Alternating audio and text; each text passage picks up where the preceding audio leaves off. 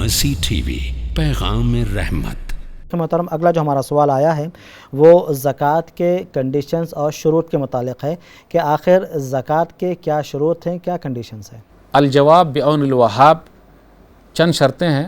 Number 1، وہ آدمی مسلمان ہو، کلمہ پڑھا ہے لا الہ الا اللہ محمد الرسول اللہ، تو اس کے لیے ہے کہ وہ اللہ تعالیٰ کی بات کو مانے، رسول اللہ صلی اللہ علیہ وسلم کی بات کو مانے اور اپنے مال میں سے 2.5 ادا کرے۔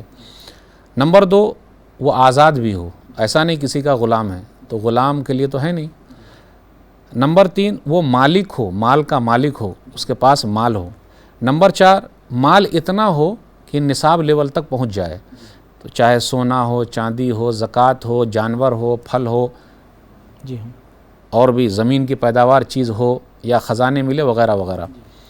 پھر اسی طریقے سے نمبر 5، 1 سال کا گزرنا ضروری ہے، تبھی زکوٰۃ واجب ہوگی۔ لیکن کھیت وغیرہ کے لیے سال بھر کا گزرنا نہیں ہے، بلکہ وہاں کیا جب کٹے گی تبھی دینا ہے، وہاں پر لیول دوسرا دیکھا جائے گا۔